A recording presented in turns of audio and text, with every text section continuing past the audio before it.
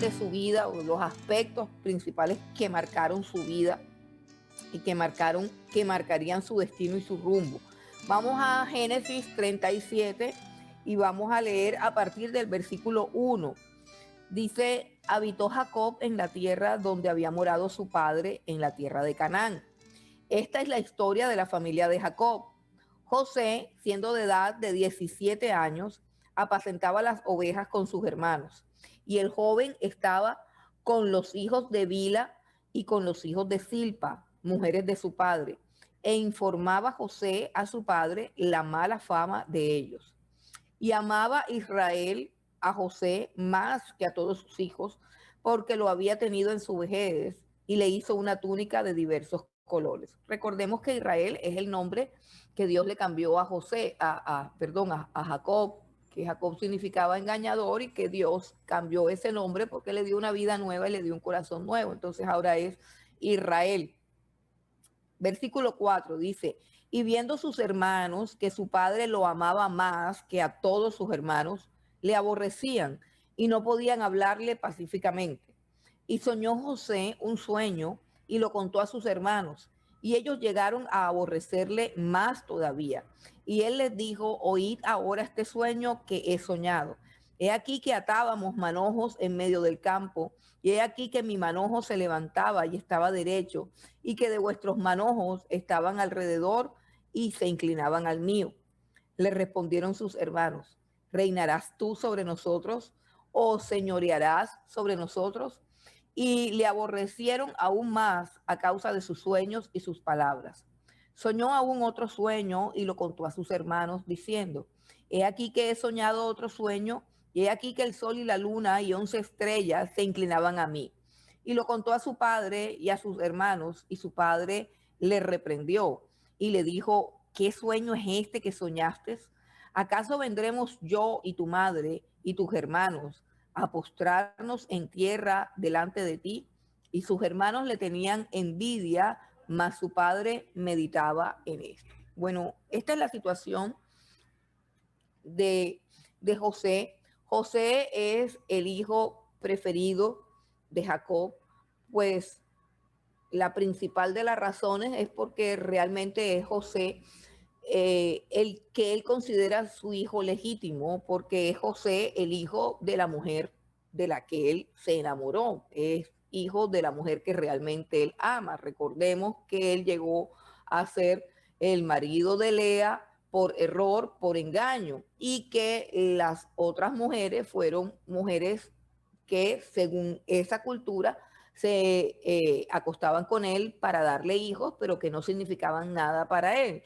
La mujer de Jacob, la esposa de Jacob, según su propio corazón, según sus propios afectos y legítimamente hablando, era Raquel, de tal manera que para él José era su primogénito.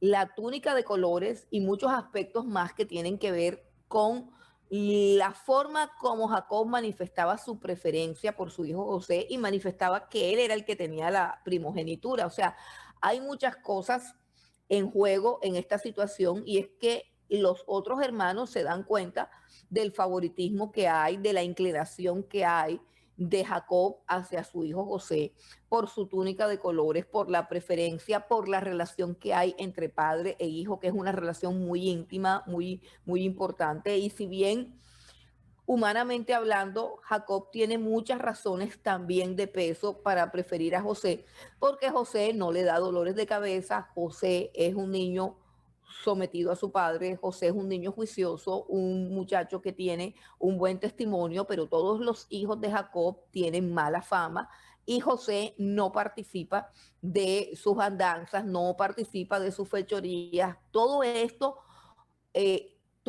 confluye, es decir, el hecho de la integridad que José mostraba desde que era un muchacho, desde que era un joven, el favoritismo de su padre, que abiertamente le daba una túnica de colores, es decir, una vestidura especial, una vestidura que lo hacía destacar de en medio de sus hermanos.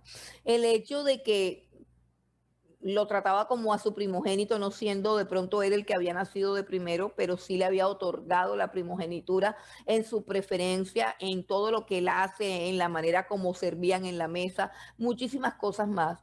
Y el hecho de que José era el encargado de darle el informe a su padre de las andanzas de sus hermanos, todo eso confluía en el resultado nefasto de que sus hermanos pues cada vez lo detestaban más, cada vez lo aborrecían más. Aparte de eso, José es un joven que es un poco ingenuo, un poco incauto, porque le cuenta sus sueños a sus hermanos. Parece que hay como cierto grado de inocencia, de pureza en su corazón, que él no percibe el desprecio que sus hermanos sienten por él. Él no percibe el odio de sus hermanos, la envidia de sus hermanos, él no la percibe de una manera ingenua y quizás un poco imprudente, y quizás este es el talón de Aquiles de José, porque no se le ve ningún defecto, no se le ve ningún error, no se le ve ninguna falla en su carácter. José es una integridad total.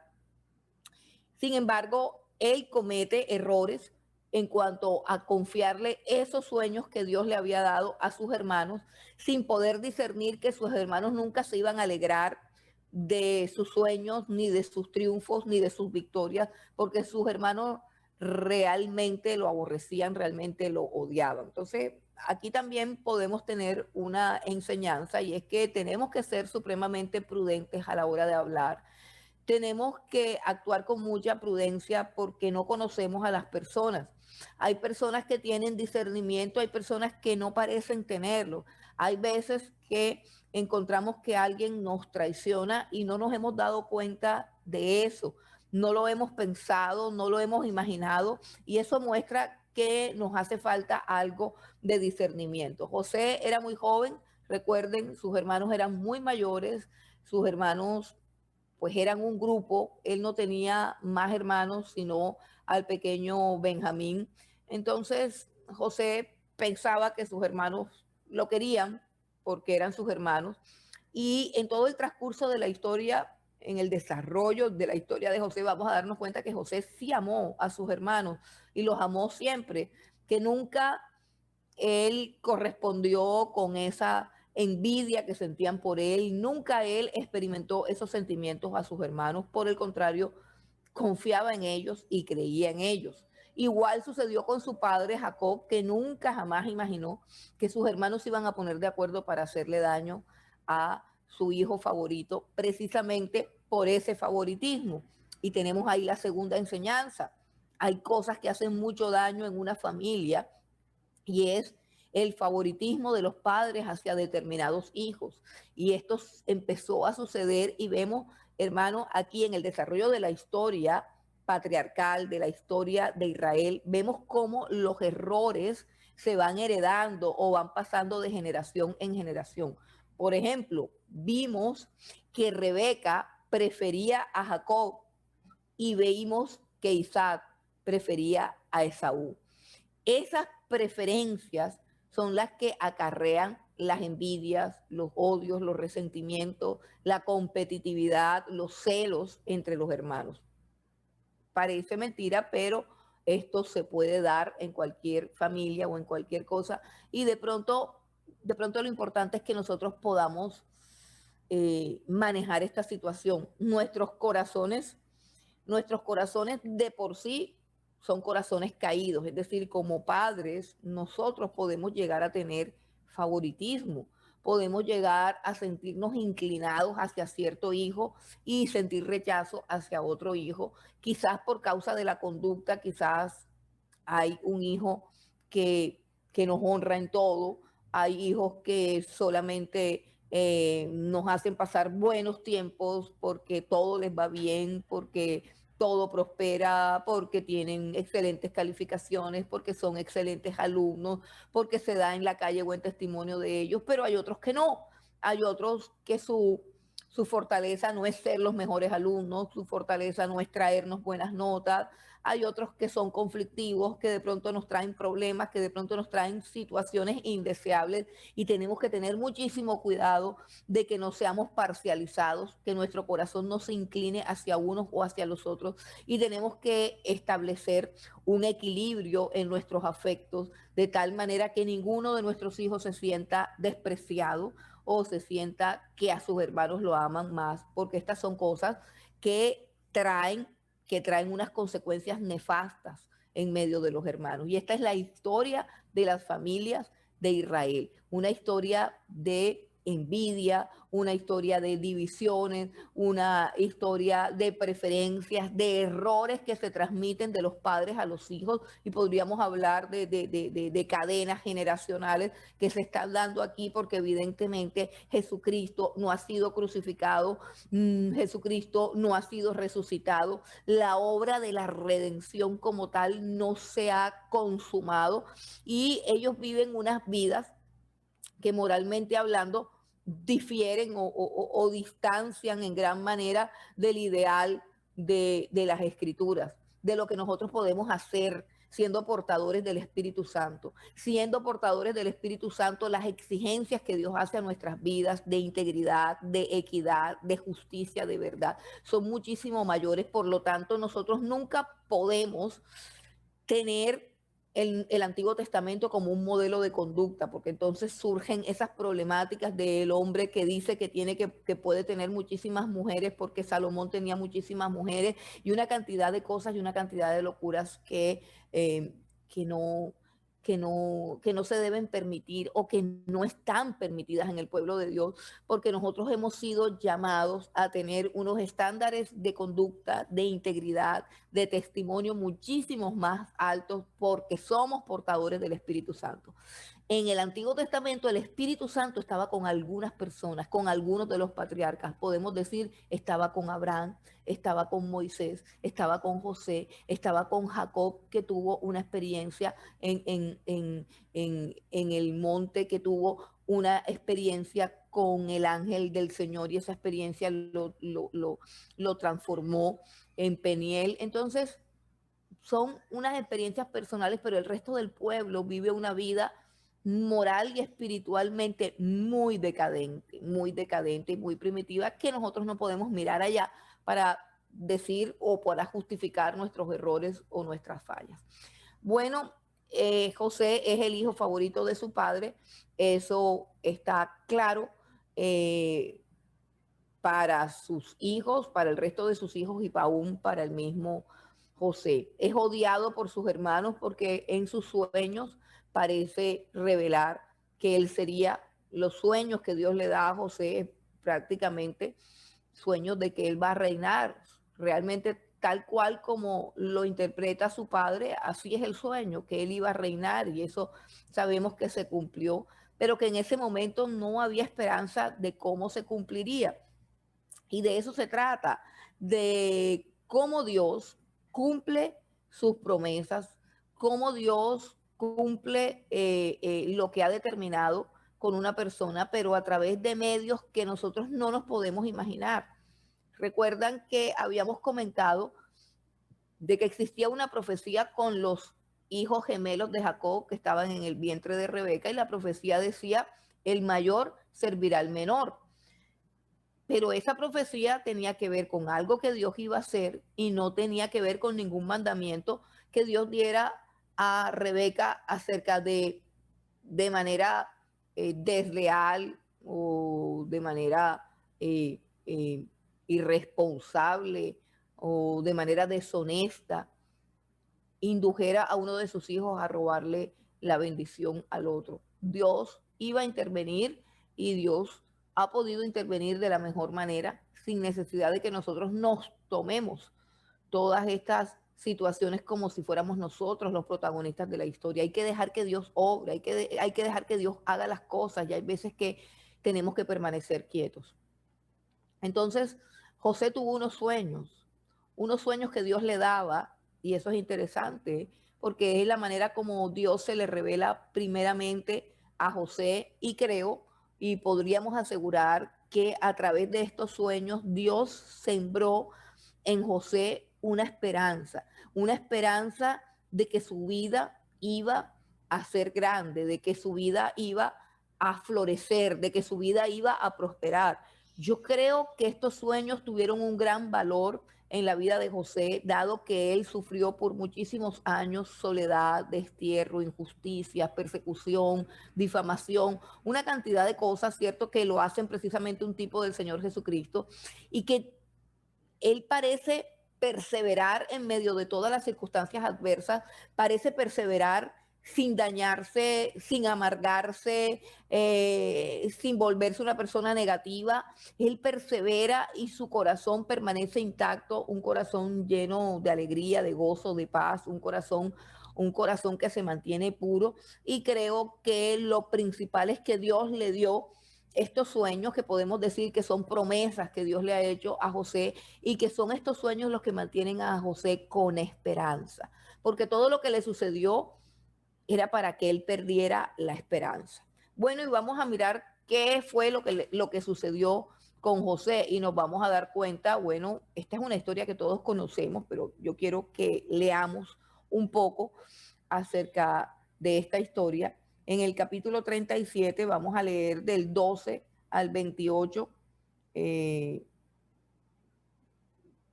bueno, no vamos a leer todo eso porque ya eso lo conocen, cómo sus hermanos lo vendieron. Vamos a leer solamente del versículo 23, Génesis 37, 23 al 28.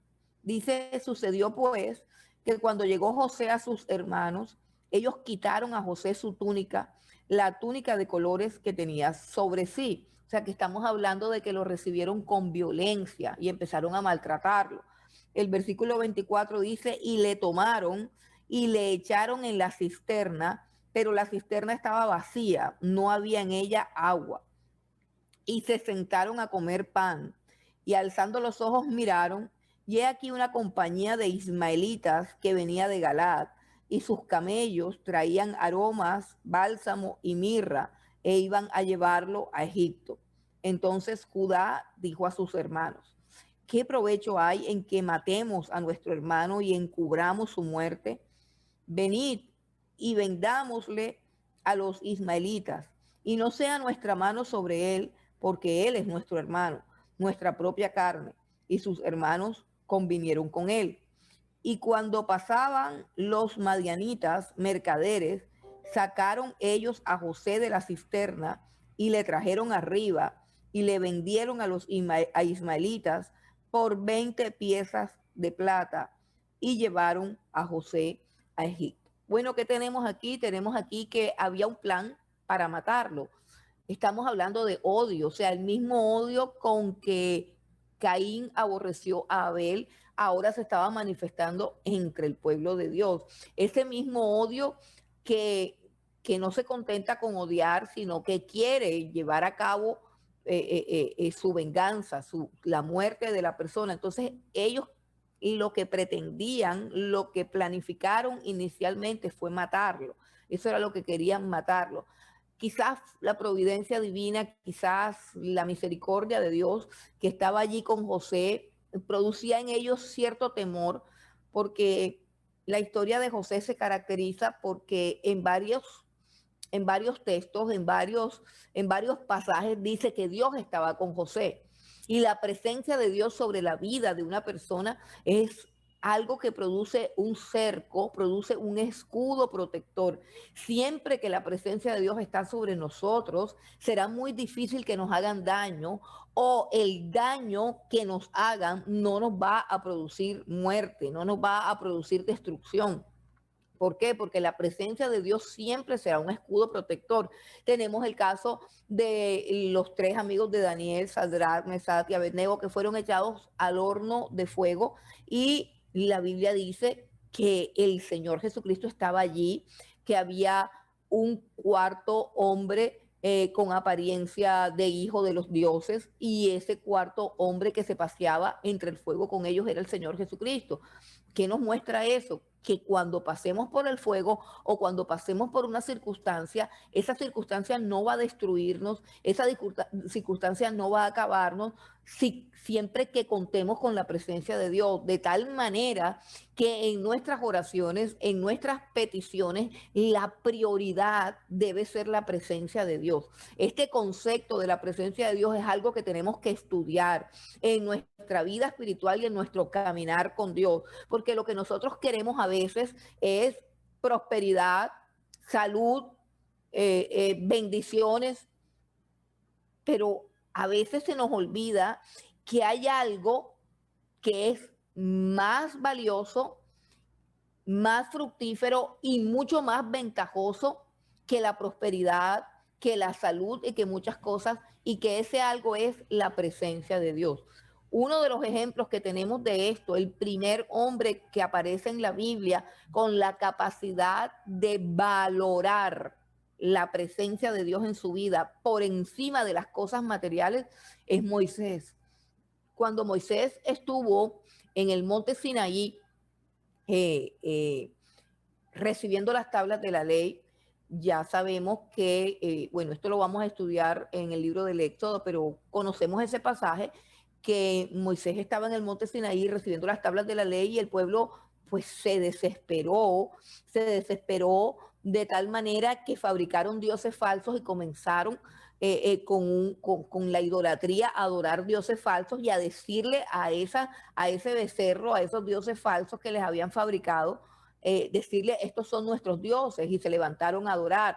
Cuando Moisés desciende, Dios le dice que no, o sea, hubo mortandad, hubo juicio, hubo una cantidad de cosas, Moisés lo reprendió y todo, pero al punto al que quiero ir es al asunto de que Dios le comunica a Moisés que por ser este pueblo, un pueblo tan pecador, un pueblo de dura cerviz, es decir, un pueblo que peca, y luego Dios lo reprende y luego vuelve a pecar, y Dios lo reprende y vuelve a pecar, o sea que ni siquiera con la reprensión se arrepiente y endereza su camino, y dice, como ese pueblo es así, pero yo soy un Dios fiel, entonces Dios dice, yo voy a cumplir tu palabra, la palabra que te di, yo voy a cumplir la promesa de que te voy a introducir en la tierra que juré a Abraham, de que ustedes van a llegar bien a Canaán, yo te garantizo que voy a enviar mi ángel para que vaya con ustedes, para que no tengan ningún daño en el camino y lleguen y posean la tierra, pero eso sí, yo no voy con ustedes porque ustedes son un pueblo pecador, un pueblo de dura servir. Y allí es en ese momento cuando Moisés dice aquellas palabras famosas que todos conocemos, si tu presencia no ha de ir con nosotros, no me envíes. Si tu presencia no va a estar conmigo, yo no quiero ir a ningún lado. ¿Por qué? Moisés está recibiendo una oferta de parte de Dios, le está diciendo, todas las bendiciones que he prometido se las voy a dar. La única bendición que no les voy a dar es la bendición de mi presencia. Y Moisés dice, no, no quiero ir. ¿Cuántas veces los creyentes quieren la bendición y la prosperidad y no les interesa el hecho de que la presencia de Dios esté o no esté con ellos? Entonces, la presencia de Dios estaba con José y esa presencia de Dios sobre la vida de José fue la que impidió primeramente que lo mataran como ellos habían determinado hacer, matarlo porque estaban llenos de odio, llenos de rabia, llenos de envidia. Y luego de matarlo pasa a mejor echémoslo en una cisterna. Y mientras está en la cisterna ellos están debatiendo si lo matan o no lo matan, qué hacen con él.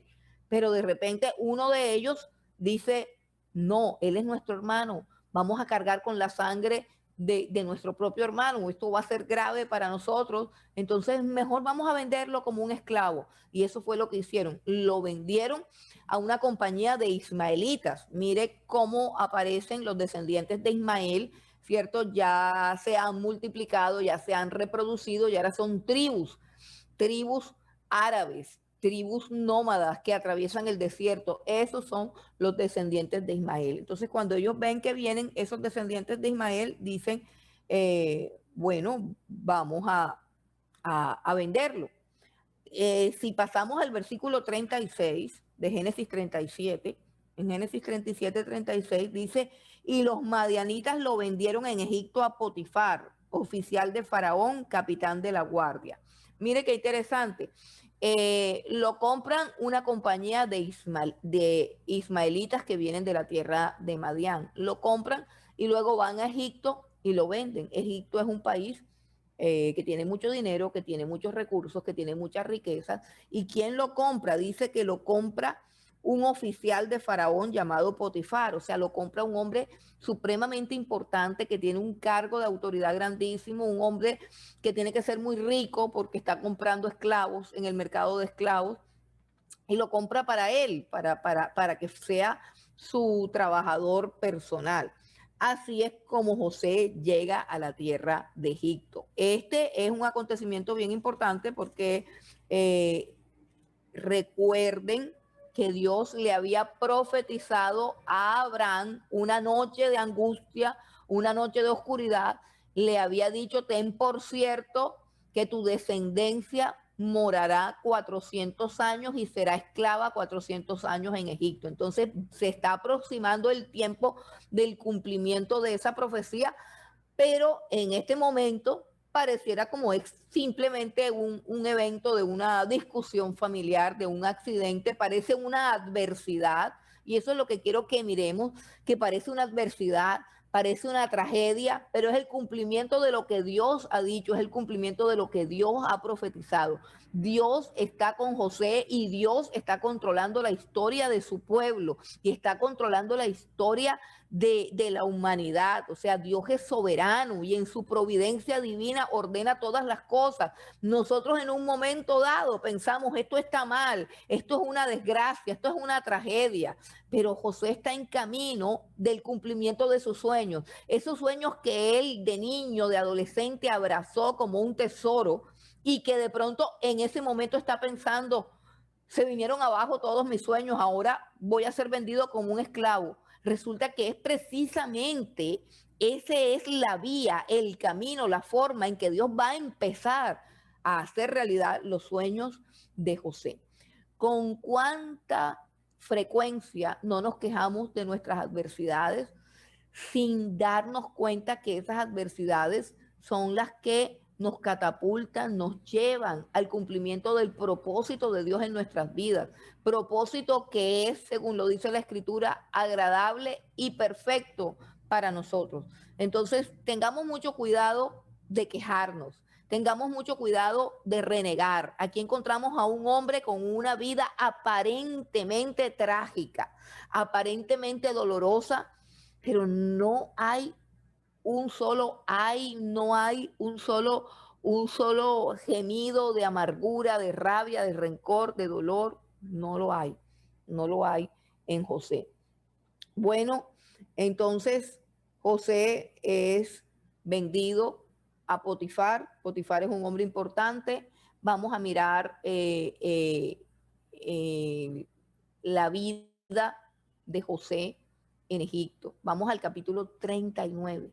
Vamos a mirar algunas cosas acerca de la vida de José, porque la vida de José toda es un cúmulo de enseñanzas, un cúmulo de enseñanzas.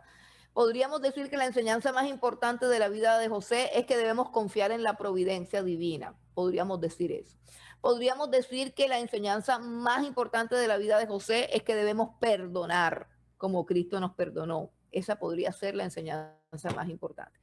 Podremos decir sobre la vida de José que lo más importante es que sepamos administrar y que sepamos trabajar con diligencia y con excelencia y con integridad, que esa es la clave del éxito. O sea que en José encontramos un cúmulo de cosas que hacen de este hombre, de este muchacho, una persona íntegra, una persona completa. O sea, encontramos virtudes que tienen que ver con el área de su administración de las cosas materiales, y encontramos virtudes que tienen que ver con lo espiritual, como cuando sale corriendo para que la mujer de Potifar, para no acostarse con la mujer de Potifar, la integridad que demostró. O sea, José es un cúmulo de virtudes que nos hablan de lo que Dios quiere que nosotros seamos. Y sobre todo, hermanos, es importante que es un cúmulo de virtudes, que exhibe todas estas virtudes en un contexto supremamente pagano y supremamente corrupto. Así que José es supremamente grande. Vamos al capítulo 39, que nos narra cómo fue la vida de José al llegar a Egipto. Capítulo 39, versículo del 1 al 6. Dice, llevado pues José a Egipto, Potifar, oficial de Faraón, capitán de la guardia, varón egipcio, lo compró de los ismaelitas que lo habían llevado allá. Mas Jehová estaba con José. Nuevamente la frase, mas Jehová estaba con José. Y fue varón próspero y estaba en la casa de su amo el egipcio. Y vio su amo que Jehová estaba con él y que todo lo que él hacía, Jehová lo hacía prosperar en su mano. Así halló José gracia en sus ojos y le servía. Y él le hizo mayordomo de su casa y entregó en su poder todo lo que tenía. Y aconteció que desde cuando le dio el encargo de su casa y de todo lo que tenía, Jehová bendijo la casa del egipcio a causa de José. Y la bendición de Jehová estaba sobre todo lo que tenía, así en casa como en el campo. Y dejó todo lo que tenía en mano de José y con él no se preocupaba de cosa alguna, sino del pan que comía, y era José de hermoso semblante y bella presencia. Bueno, lo primero que encontramos aquí es nuevamente que Dios estaba con José. Dios estaba con José, Dios tenía el control de su vida y esto significa muchas cosas. Significa que cuando otros nos traicionan, que cuando otros nos abandonan, que cuando pareciera que estamos solos, eso no implica que Dios nos ha abandonado. Ojo con lo que este libro nos dice y esa expresión, Dios estaba con Moisés. Y nosotros no podemos entender la presencia de Dios. La entendemos, hermanos, a través de sensaciones, emociones místicas. Entendemos la presencia de Dios a través de humos, a través de gritos, a través de convulsiones, a través de lenguas. Entendemos la presencia de Dios a través de cosas sobrenaturales, experiencias extrasensoriales, místicas, religiosas, etcétera, etcétera, pero no entendemos la presencia de Dios en medio de una prueba y en medio de una adversidad para que nuestro corazón no desmaye, para mantenernos firmes, para darnos esperanza, para darnos consuelo. ¿Cómo podemos interpretar esto? Dice, Dios estaba con José, pero podemos decir, ¿cómo estaba Dios con José si José está siendo traicionado, está siendo vendido, está siendo entregado, separado de su padre, separado de su casa, en un pueblo pagano, en un pueblo que no lo puede entender ni valorar, completamente solo y abandonado como un sirviente, como un esclavo? ¿Cómo puede decir la escritura que Dios estaba con José? Y esa es la clave, que nosotros no entendemos que la presencia de Dios está con nosotros en la prueba, que la presencia de Dios está con nosotros en la adversidad, que no importa si nos han traicionado, nos han abandonado, nos han dejado. El hecho de que le caigamos bien a los demás o el hecho de que los demás nos aprueben, el hecho de que los demás nos apoyen, no significa que Dios esté con nosotros. Pueden todas las personas irse, pueden todas las personas dejarnos solos, y lo que importa es que Dios está con nosotros. Jesucristo se lo dijo a sus discípulos: viene el momento en que me dejaréis solo, pero yo no estoy solo, porque mi Padre está siempre conmigo. Y cuando espalda, la Biblia dice que él oraba y él buscaba en los discípulos un apoyo de oración. Buscaba en sus discípulos un apoyo de oración. Parece que el internet dice que está inestable. Me dicen, por favor, cómo está el sonido. Pastora, el sonido está bien. Hubo unos segundos que dejamos de escucharla, pero nuevamente retornó. Ok, sí, porque tengo buena señal aquí. Bueno, entonces continuamos.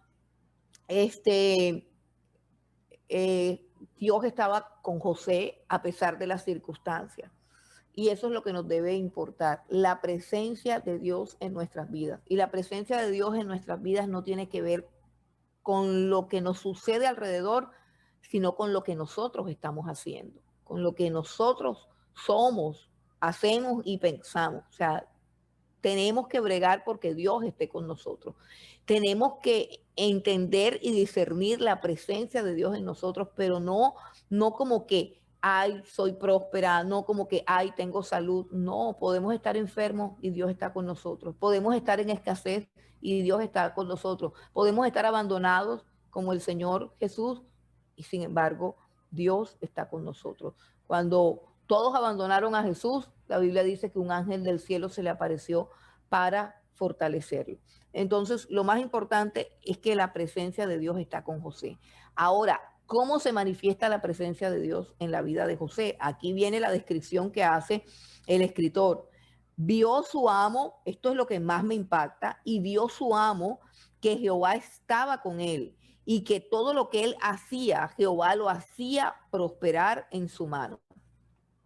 Es interesante, es interesante que un impío, que un inconverso, que un hombre pagano que adora a otros dioses pueda darse cuenta de la presencia del Dios verdadero en la vida de las personas. Aquí dice que Potifar se dio cuenta de que Dios estaba con José. Y la pregunta es, pero ¿cómo un hombre como Potifar, que no cree en el Dios de Israel, que adora a los dioses paganos de Egipto, que es un impío, cómo él sabe que Dios está con José?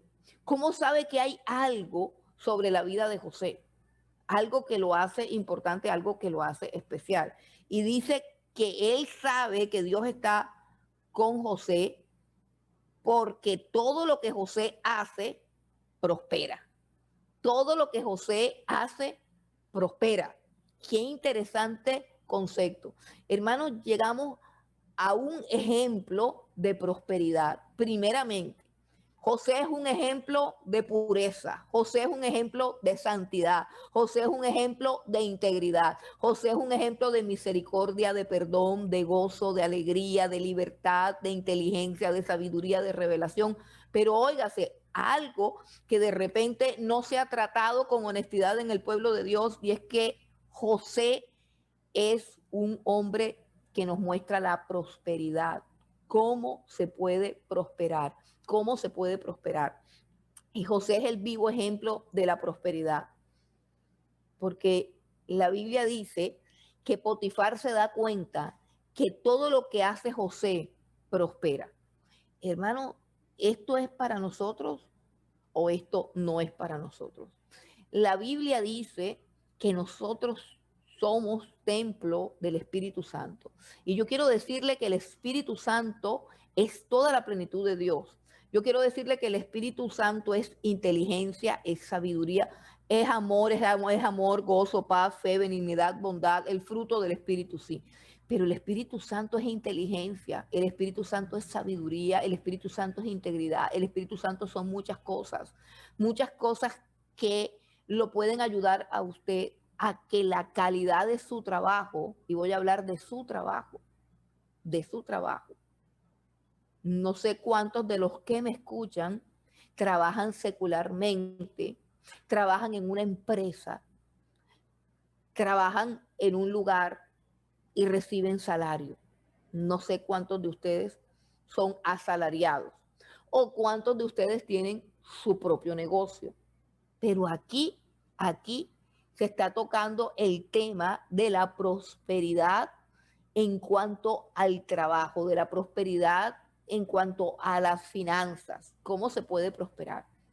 Uno de los problemas que yo veo en la iglesia del Señor Jesucristo es personas inconformes en su trabajo porque les pagan muy mal, porque les exigen una cuota de trabajo desorbitante, porque los explotan, ¿cierto? Y aquí tenemos a José, que ha sido vendido como esclavo. José no es una persona a la que le paguen mal, a José no le pagan, José es esclavo. O sea, José está obligado a trabajar y a hacer las cosas solamente para poder sentarse en una mesa y poder comer y tener un techo que lo cubra y una ropa. José es un esclavo. A los esclavos no se les paga. A los esclavos no se les remunera nada. Un esclavo no recibe absolutamente nada, nada más pan para comer, techo para dormir y ropa para vestir, no recibe absolutamente nada y todo en condiciones sumamente escasas y precarias. Es un esclavo. ¿Cómo puede un hombre pasar de ser un simple esclavo a convertirse en el gobernador de Egipto? Esa es la historia de José. Y creo que esta historia tiene una cantidad de principios que nos pueden ayudar a prosperar. A menudo encuentro personas que viven en escasez, que viven en miseria, que viven en pobreza por años. Es cierto que el cristiano debe ser probado, es cierto que debemos atravesar por desiertos, es cierto que entre nosotros hay pobres, es cierto que entre nosotros hay gente pasando necesidad, pero también es cierto que en la escritura existen principios para prosperar, existen principios para levantarse, para salir adelante. Y la historia de José y muchas historias más en la Biblia nos revelan esos principios. Número uno, la presencia de Dios, que la presencia de Dios esté con usted, que su vida sea grata delante de Dios, que su vida se caracterice por el temor de Dios y Dios estará con usted. Nosotros tenemos una promesa en Cristo Jesús. Jesús dijo, yo estoy con vosotros todos los días hasta el fin del mundo.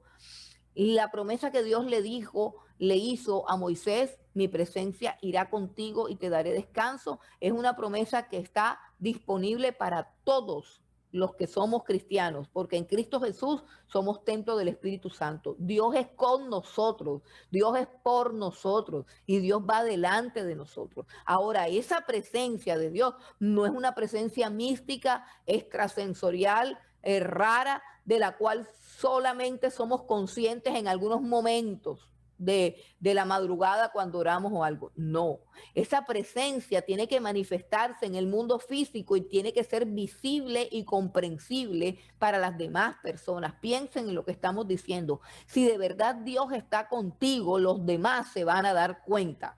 Si Dios está de tu lado, los demás se van a dar cuenta. Y lo primero que dice aquí es que todo lo que José hacía, Dios lo hacía prosperar. ¿Qué significa eso? Que nosotros en nuestro trabajo tenemos que hacer las cosas con un nivel de excelencia.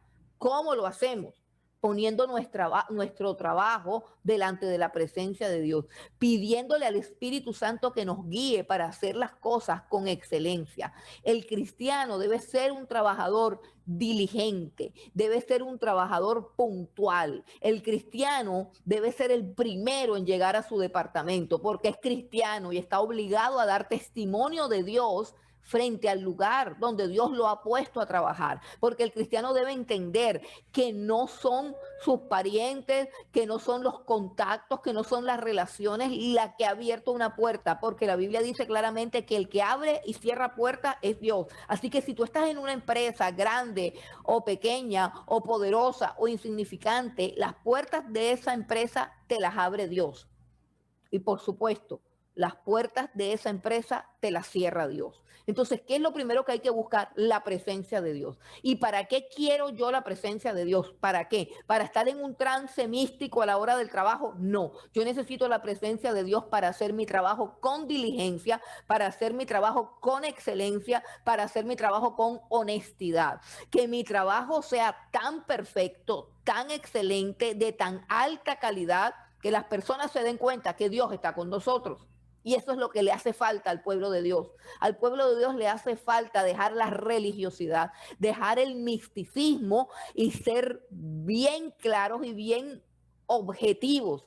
Estás en una empresa, deja de quejarte, sé el mejor trabajador, llega de primero, sé una persona puntual, sé una persona diligente y el trabajo que te asignen, hazlo con la mayor excelencia que te permita hacer el Espíritu Santo. Hay que invocar el Espíritu Santo en nuestro trabajo, hay que pedirle a Dios que nos ayude a hacer las cosas con excelencia y el Espíritu Santo de Dios va a añadir a nuestras manos, a nuestra vida y aún a nuestro intelecto, le va a añadir una capacidad adicional para que todo lo que hagamos quede bien hecho y nosotros no seamos un estorbo para una empresa, sino una bendición para una empresa. Entonces, dice que Potifar se daba cuenta de que todo lo que José hacía, lo hacía bien hecho. Hermano, Tenemos que hacer las cosas bien hechas, no importa si nos pagan un sueldo miserable o si nos retienen el sueldo. Nuestro trabajo debe ser con excelencia si de verdad Dios está con nosotros, si de verdad tenemos el Espíritu Santo. Bueno, continuemos a algo muy importante. Primero, diligencia y excelencia. Es decir, hay que llegar temprano, hay que hacer las cosas bien, hay que pedirle al Espíritu Santo que nos ayude a hacer las cosas lo mejor que podamos y hay que presentar un trabajo de excelencia y hay que presentar un trabajo diligente, es decir, llego temprano y hago las cosas temprano. Ahora vamos a ver una segunda cosa o un segundo aspecto de la prosperidad. Ya vimos que para prosperar se necesita ser diligente y se necesita trabajar con excelencia, donde quiera que tú estés. Donde quiera que tú estés. No importa si eres el esclavo, si eres el sirviente, si eres el barrendero, si eres el gerente, no importa. Excelencia, diligencia.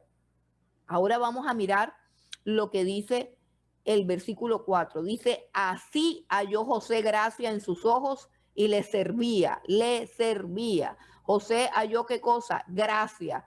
¿Dónde? En los ojos de Potifar. Hermano, ¿cómo Dios no nos va a poner en gracia? Pero estaremos haciendo las cosas bien y estaremos en la presencia de Dios o nos estamos quejando y estamos murmurando a espaldas de nuestro jefe. Entonces hay que tener cuidado porque nosotros no somos de este mundo y no podemos caer en las prácticas bajas y sucias de este mundo.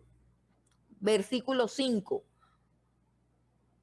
Génesis 39:5 dice, y aconteció que desde cuando le dio el encargo de su casa, oígase bien lo que está diciendo, Potifar se dio cuenta que este hombre hacía todo bien y le entregó la administración de su propia casa. Versículo 5. Y aconteció que desde cuando le dio el encargo de su casa y de todo lo que tenía, Jehová bendijo la casa del egipcio a causa de José. Y la bendición de Jehová estaba sobre todo lo que tenía, así en casa como en el campo. Y dejó todo lo que tenía en mano de José y con él no se preocupaba de cosa alguna, sino del pan que comía. Y era José de hermoso semblante y bella presencia. Miren esto. Nosotros estamos llamados a ser bendición. Aquí se están cumpliendo las promesas que Dios le dijo a Abraham. Te bendeciré y en ti serán benditas todas las familias de la tierra. Te bendeciré y serás bendición. Todo creyente debe ser una bendición al lugar a donde vaya, no importa cuánto le paguen. No importa cuánto le paguen. Por causa del nombre de Dios, usted tiene que ser una bendición para la empresa en la que trabaja, no importa cuánto le paguen. Dice la Escritura que debemos trabajar como para el Señor, es decir, no para el jefe injusto que tenemos, sino para el jefe justo que tenemos, que es el Señor Jesucristo, que es quien abre y quien cierra todas las puertas de todas las empresas y de todos los lugares. Y esto aplica también para los trabajadores independientes. Si vas a hacer algo, tu producto debe ser mejor que el del impío, debe ser mejor que el del incrédulo. Tu producto, por ser tú un cristiano, debe ser mucho mejor, no importa lo que hagas. Si es un pudín, si es una galleta, si es una arepa, si es una empanada, lo que sea que tú hagas, tiene que tener un sello de excelencia, tiene que tener un sello de calidad, porque tú tienes el Espíritu Santo dentro y el Espíritu Santo te capacita manos, entendimiento, sabiduría, inteligencia, destreza para hacer las cosas. ¿Recuerdan cuando él dice a Moisés, yo he preparado a Besael y a Oliat para que hagan todas las piezas de orfebrería de oro? Eran joyeros, labraban el oro, labraban piedras preciosas. Y él dice, el Espíritu Santo fue el que les dio a ellos esa capacidad. Entonces, si Dios nos pone en un lugar, nos pone para brillar. Ese es el principio que enseña el Señor Jesucristo cuando dice, nadie enciende una lámpara para colocarla debajo de una mesa. ¿Qué está diciendo él? La luz que Dios ha puesto en tu vida, que es la luz de Cristo, la luz de su Espíritu, no es para que tú estés debajo de una mesa, es para que tú la hagas brillar. Dice, así alumbre vuestra vida para que vean vuestras buenas obras. Entonces, todo lo que hacemos para el mundo tiene que ser con un sello de calidad, con un sello de excelencia, con un sello de perfección. Y lo podemos lograr si el Espíritu Santo está dentro de nosotros. Entonces Potifar se da cuenta de esto, hombre, todo lo que este muchacho hace es perfecto, y le entrega el dominio de su casa. ¿Qué hace Dios? Bendice la casa de Potifar. Entonces Potifar comienza a ver cómo la administración de José es una administración que prospera y multiplica su propia casa, su propia finanza.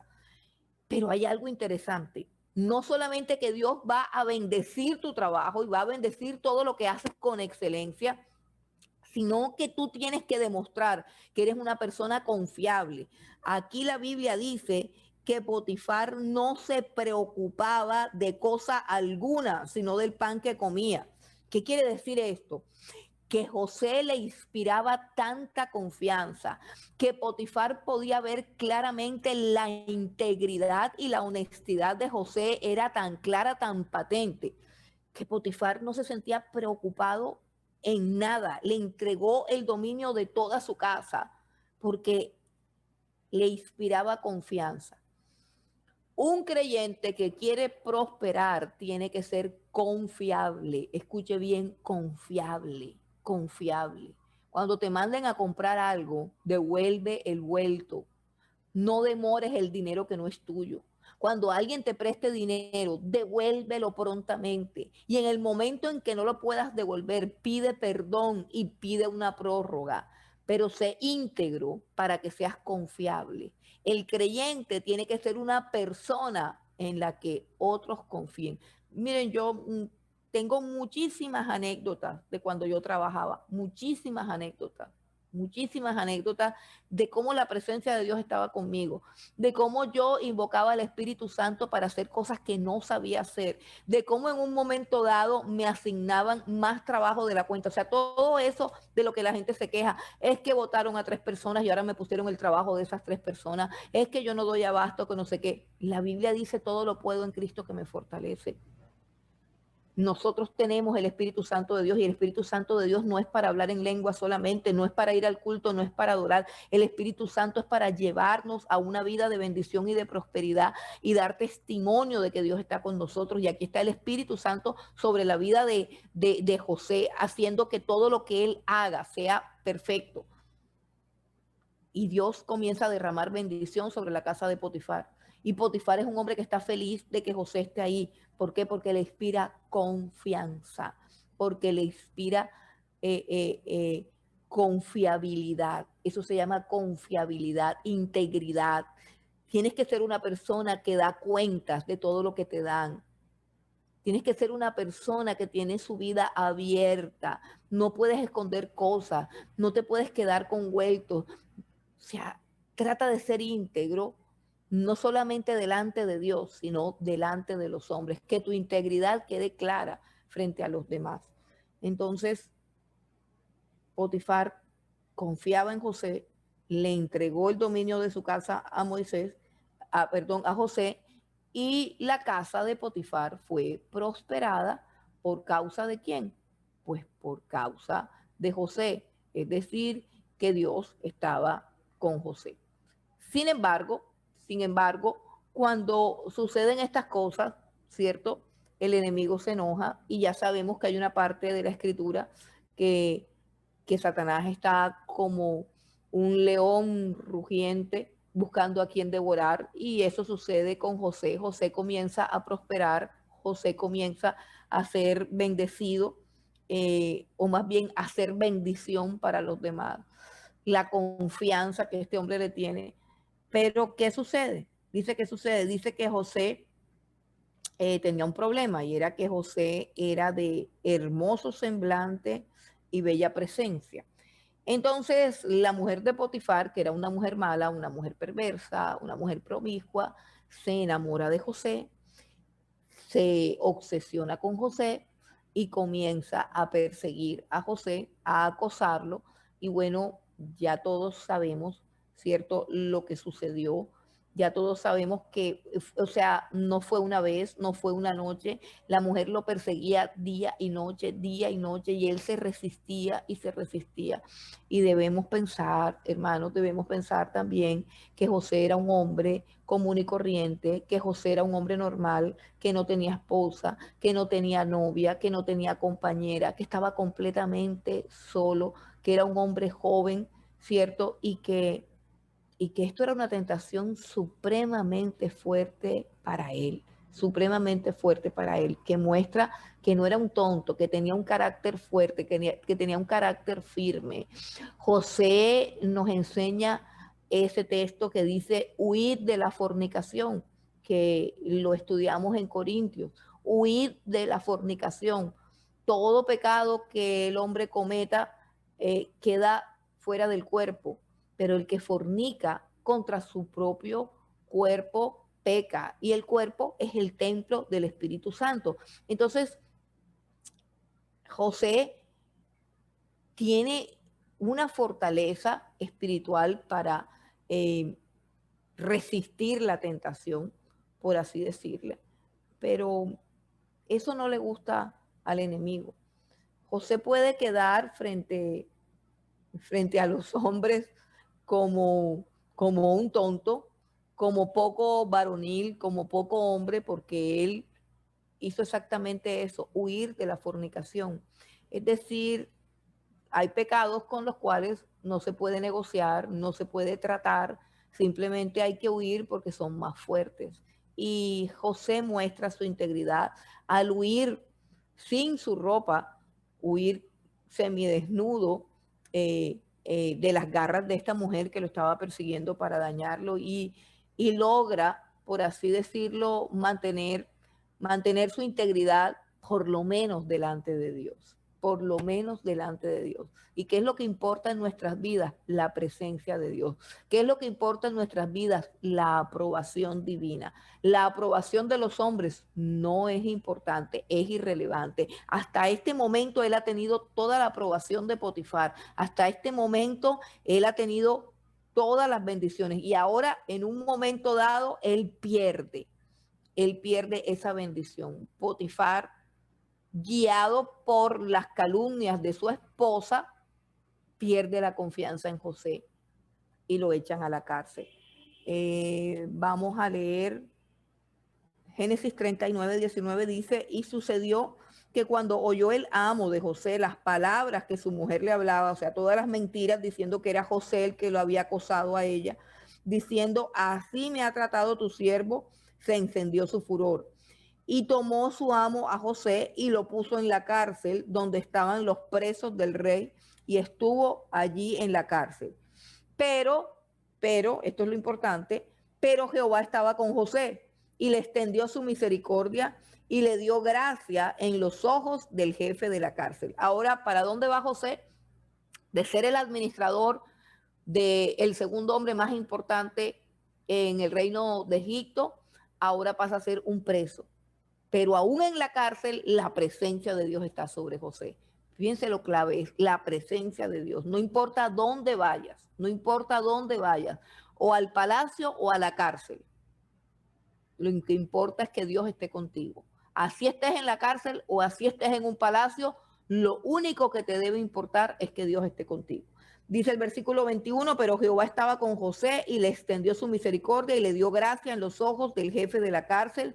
Y el jefe de la cárcel entregó en mano de José el cuidado de todos los presos que había en aquella prisión. Todo lo que se hacía allí, él lo hacía.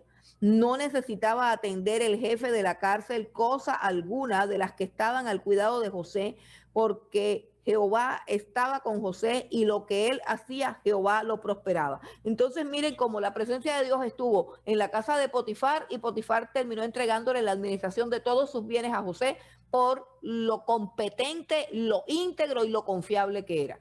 Ahora llega a la cárcel y otra vez la presencia de Dios está con José.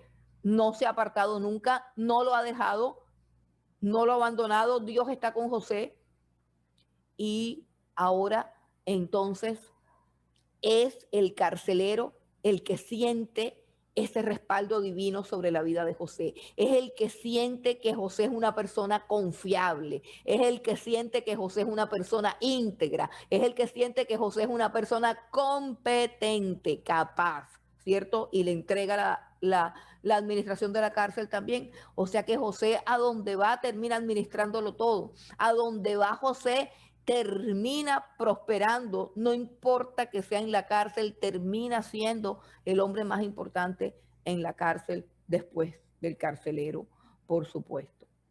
Dice el versículo 23, no necesitaba atender el jefe de la cárcel cosa alguna de las que estaban al cuidado de José, porque Jehová estaba con José y lo que él hacía, Jehová lo prosperaba. Allí duró José varios años en esa cárcel, pero no estaba sometido como cualquier otro preso, porque Dios estaba con él. Hay una gran diferencia entre cualquier persona y una persona que tiene la presencia de Dios.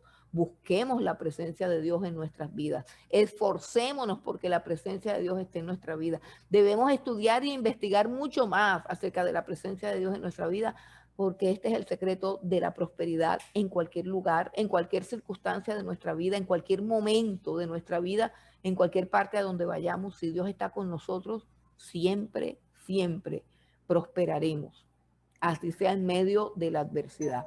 No nos garantiza Dios que no nos va a pasar nunca nada malo, no, sí nos va a pasar, pero aún las cosas malas que nos sucedan, dice la Escritura, redundarán para nuestro propio bien.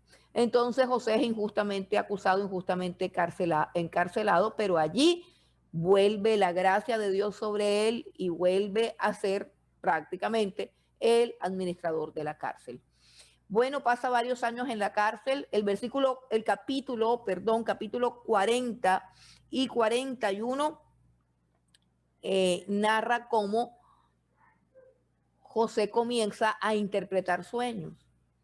Hay algunos presos en la cárcel y José comienza a interpretar los sueños de esos presos, y en una ocasión interpretó el sueño de un preso que salió preso porque descubrieron que él no había hecho nada, y ese hombre que salió libre y que estuvo preso y que salió libre porque no había hecho nada, era nada más y nada menos que el copero del rey.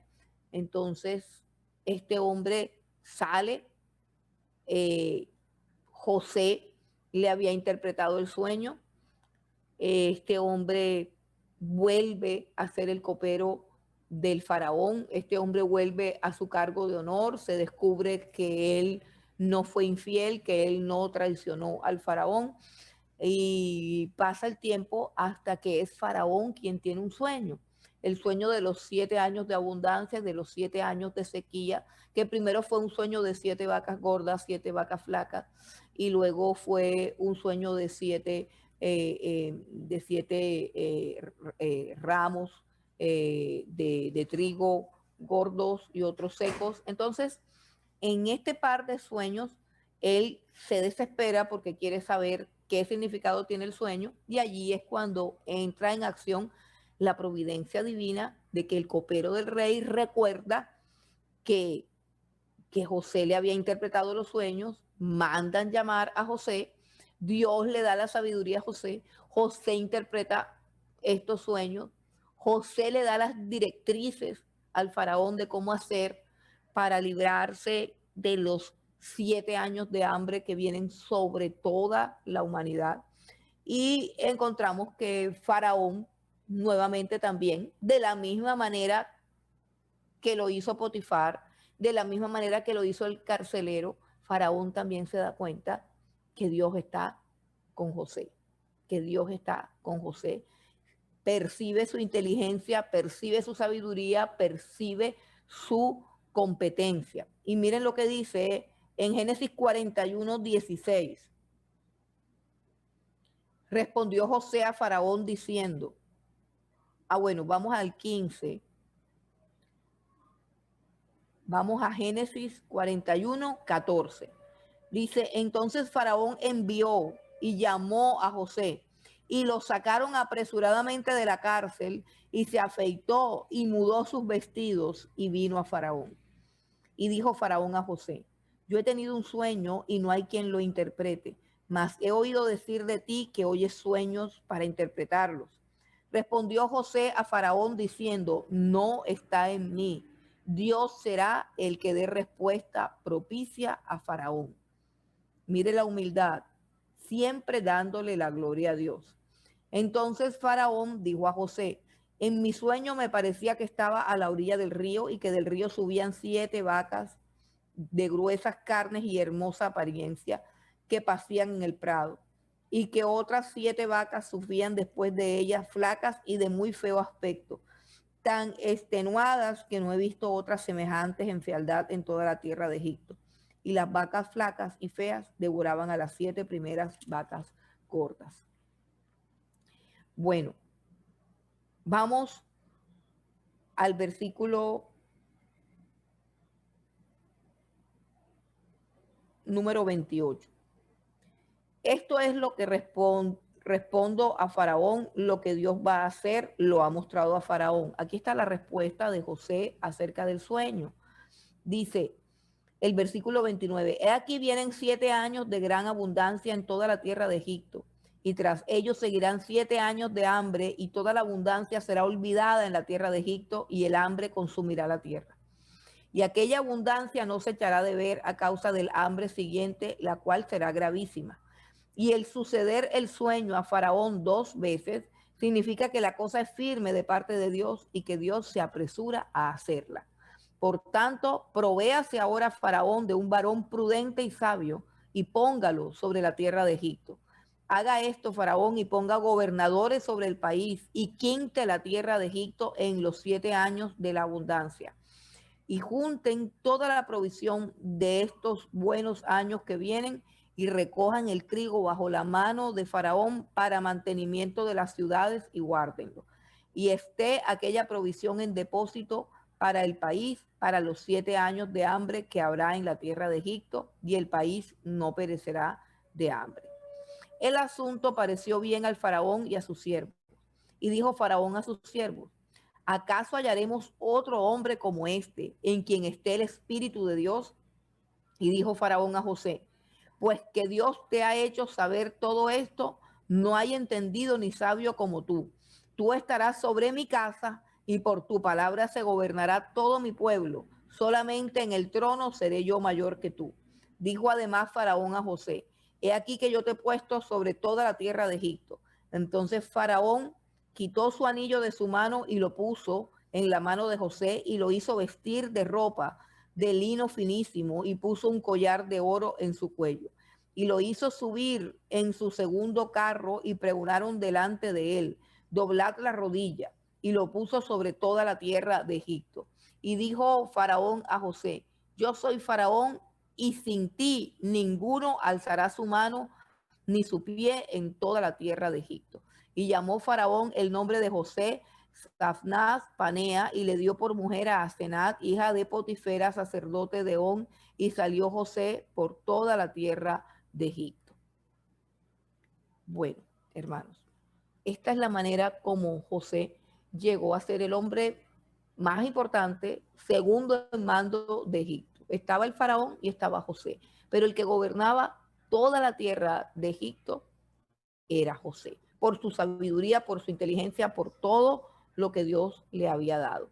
Ahora encontramos a partir del capítulo 42, a partir del capítulo 42, vamos a encontrar ya el reencuentro.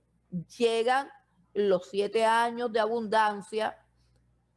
José gobierna durante esos 7 años de abundancia. Aquí hay otro mensaje de Dios para nuestras vidas. Hay otra luz para nosotros. Aprendamos a ahorrar en el tiempo de abundancia. Aprendamos a ser precavidos en los tiempos de abundancia. Aprendamos a administrar todo lo que Dios nos ha dado, porque no sabemos lo que viene. Y precisamente hablando de las 7 vacas flacas o de los 7 años de hambre, pues tanto la Biblia como el mundo secular saben que se avecina una hambruna, que se avecinan tiempos difíciles, tiempos de escasez, tiempos de hambre. Entonces es bueno que aprendamos a ser sobrios, es bueno que aprendamos a ahorrar, es bueno que aprendamos a ser personas prudentes en el uso de nuestros recursos. Esa es una de las enseñanzas de José, que administremos bien lo que Dios nos da, porque somos solamente eso, administradores. Esa es una cosa, nada nos pertenece, la tierra y su plenitud son de Dios. Todo lo que yo tengo me lo ha dado Dios y tengo que darle cuentas a Dios de la manera como administro las cosas que Él me da. Bueno, finalmente viene el capítulo 42 al 45 y son capítulos donde se muestra la grandeza del corazón de José. Primero que todo, en el hecho de el poder, la gloria, las riquezas, la sabiduría, el esplendor, todo lo que Dios le dio a José. Todo lo que Dios le dio a José y el corazón de José no se envaneció. Yo creo, personalmente creo que las pruebas, las aflicciones y las dificultades quebrantan el corazón de cualquier persona y que a la hora de mejorar nuestro carácter nos va mejor con las pruebas, nos va mejor con las aflicciones, nos va mejor con los dolores, a pesar de que son dolorosos, de que son tristes, de que no son deseables, pero la prueba nos hace más sensibles, nos hace mejores personas. Pienso que la prueba más grande que una persona puede tener es la prueba de la prosperidad, porque cuando una persona prospera, por lo general se sabe qué clase de persona es, porque muchas veces se envanece, muchas veces se llena de orgullo, muchas veces deja de ser lo que era antes, muchas veces olvida de dónde Dios la ha sacado y se convierte en una persona altiva, arrogante, abusadora, humillante. Entonces pienso que la prueba de el poder y las riquezas a un muchacho que viene de una cárcel y de un día para otro recibe poder y riqueza, hermanos, de un día para otro. Se ha podido enfermar, ha podido colapsar, se ha podido envanecer, pero no pasó absolutamente nada. El corazón de José siguió intacto en su sabiduría, siguió intacto en su integridad, en su pureza y sobre todo en su humildad. Van a aparecer sus hermanos precisamente por causa del hambre. Miren cómo Dios mueve todos los hilos de la historia. Dios le dijo a Abraham, ten por cierto que tu descendencia morará en tierra extraña por 400 años y serán esclavos del rey de Egipto por 400 años, porque aún no ha llegado al colmo la maldad del amorreo, o sea, de los habitantes de Canaán. Entonces, antes de entrar a Canaán, entonces, antes de entrar a Canaán, perdón, antes de entrar a Canaán tenían que pasar 400 años de esclavitud, 400 años en que el pueblo de Israel entrara a Egipto y vivieran como esclavos. Eso estaba dentro del plan de Dios, eso era parte del propósito de Dios y se está cumpliendo todo lo que Dios ha anunciado. Entonces, a raíz del hambre, conocemos la historia, a raíz del hambre, entonces el pueblo de Israel tiene que venir a Egipto. ¿Por qué? Porque gracias a la administración de José, Egipto se convierte en el proveedor de alimentos a nivel mundial. Todas las naciones o pueblos o estados, como se llamaban en esa época, van a Egipto a comprar qué comida. Gracias a quién? A José. José es tipo de Cristo porque se convierte en un salvador. José es el salvador de la humanidad. Es el que comienza a proveer alimento no solamente para Egipto, sino para todos los pueblos. Y todos los pueblos llegan a Egipto ¿a qué? A comprar alimento, a comprar comida, porque es en Egipto, en el único lugar donde hay alimento. ¿Y quién hizo todo eso? Dios, el Espíritu Santo, a través de José, a través de la sabiduría, a través de la administración que Dios le ha dado, la capacidad administrativa que Dios le ha dado. Entonces, finalmente los hijos de Jacob, o sea, los hermanos de José, vienen también a Egipto, se ven obligados por la hambruna a venir a Egipto porque todo el mundo sabe que allí es donde se compra la comida. Entonces, allí sucede el encuentro más impactante y más impresionante de toda la escritura entre, entre todos los hermanos de José que llevan en su conciencia ese cargo de conciencia de haber maltratado a su hermano, de no saber qué sucedió con su hermano y llegan a la presencia de José y bueno, luego de varios momentos en los que José les pone pruebas, les dice, vayan a la casa del padre de ustedes, traigan al hermano menor de ustedes, porque él quiere ver a Benjamín, que es su hermano de su misma madre, su hermano favorito. es decir, suceden muchas cosas que quiero que ustedes lean en su casa porque no podemos leerlas todas aquí, pero el asunto es que llega el momento en que José descubre su corazón ante sus hermanos y, y entonces José les confiesa que él es José. Vamos a buscar eso en el capítulo 42, perdón, en el capítulo 43, me dan un segundito.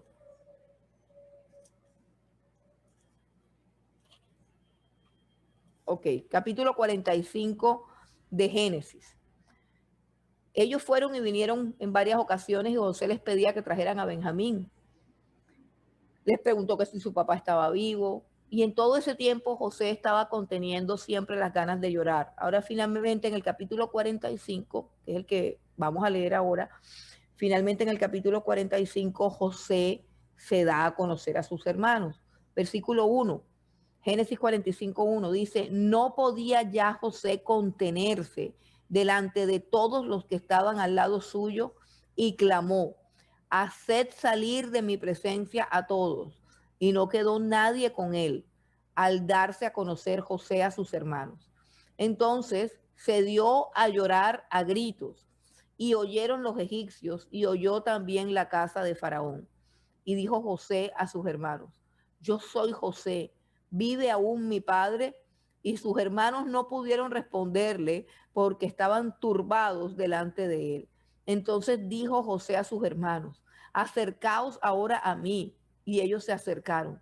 Y él dijo, yo soy José, vuestro hermano, el que vendieron para Egipto. Ahora pues, no os entristezcáis ni os pese de haberme vendido acá, porque para preservación de vida me envió Dios delante de vosotros. Pues ya ha habido 2 años de hambre en medio de la tierra y aún quedan 5 años en los cuales ni habrá arado ni siega. Y Dios me envió delante de vosotros para preservaros posteridad sobre la tierra y para daros vida por medio de gran liberación. Así pues, no me enviasteis acá vosotros, sino Dios, que me ha puesto por padre de Faraón y por señor de toda su casa y por gobernador en toda la tierra de Egipto. Daos prisa, id a mi padre y decidle, así dice tu hijo José, Dios me ha puesto por señor de todo Egipto, ven a mí y no te detengas. Bueno, hermanos, esto es uno de los pasajes más gloriosos de la Escritura, es uno de los momentos más impresionantes de la historia de Israel. El corazón de José queda descubierto, un corazón que es el que Dios anhela ver en cada uno de nosotros. Un corazón que vea la vida de otra manera, que veamos la vida a través de la soberanía de Dios, que veamos la vida a través de la providencia divina, que dejemos ese corazón mezquino que reniega, que se queja y que le encontremos a nuestra vida la razón de ser, el propósito de ser. Dios tiene un propósito en cada cosa que hace, en cada lugar a donde nos lleva, en cada persona que nos decepciona, en cada persona que nos traiciona. Dios tiene un propósito. Y ese propósito es que nosotros crezcamos, que nosotros seamos bendecidos a través de las tribulaciones, a través de las persecuciones, y aún tiene propósito de salvar a otras personas. Miren que José dice, no se lamenten de haberme vendido, porque no fueron ustedes los que me vendieron. No hay ni una pizca de rencor, no hay ni una pizca de resentimiento, no hay una lucha por perdonar, no, hay un dolor en el corazón por todos los años que él pasó lejos de su hermano. Hay un dolor por todo, por ver a su familia así, viéndolo, viniéndolo a buscar. Está el sueño cumpliéndose, están ellos postrados tal cual como él lo soñó cuando era un jovencito, pero él no está lleno de arrogancia y de altivez, pavoneándose, porque estos se están postrando delante de él, porque ahora la vida de ellos depende de José. No, José está llorando y la Biblia dice que está llorando a gritos, que tiene un dolor en su corazón de volver a ver a su familia, de ver a su familia pasando hambre, de pensar en qué ha pasado con su hermano menor que no lo está viendo o con su padre Jacob que tampoco sabe si está vivo. Y lo que hay es un desbordamiento de un corazón sensible, un corazón que ama, que perdona, pero sobre todo un corazón que tiene la mirada puesta en Dios. Tenemos la mirada puesta en Dios.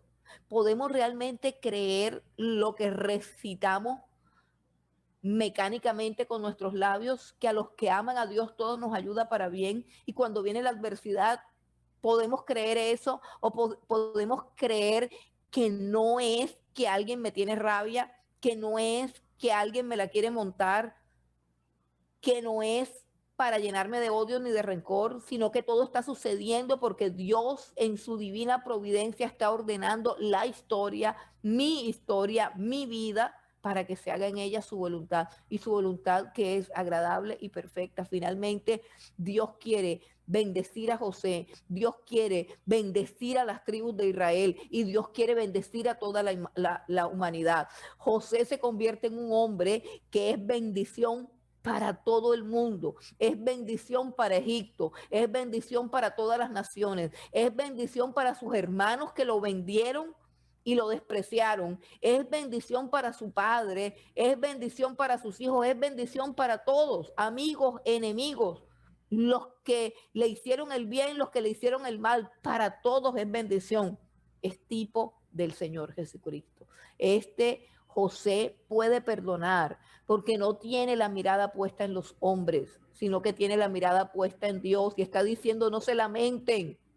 Ustedes no me trajeron acá, fue la mano de Dios la que me trajo acá. ¿Para qué? Para preservar la vida a muchos pueblos, para preservar la vida a muchas naciones. Tiene una perspectiva mundial grande acerca de la providencia divina. No está pensando en lo suyo, no está pensando en lo que perdió, está pensando en todo lo que él puede significar, en todo lo que Dios puede hacer por el mundo a través de su vida.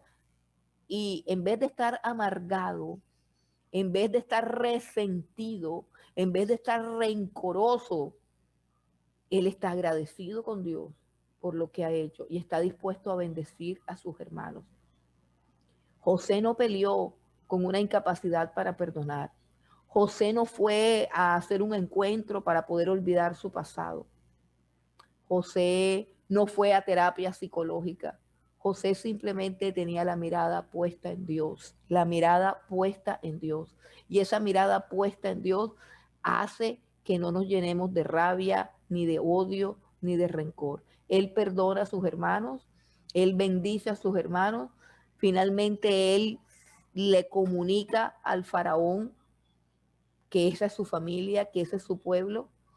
El faraón le asigna una población para que vivan en Gosén, y las tribus de Israel todas, Jacob y sus 12 hijos con sus esposas, sus niños, entran a Egipto. Primeramente como un pueblo especial, primeramente como la familia de José, el segundo hombre al mando de Egipto, o el segundo hombre más importante de Egipto. Y ellos entran así a Egipto en bendición, en prosperidad.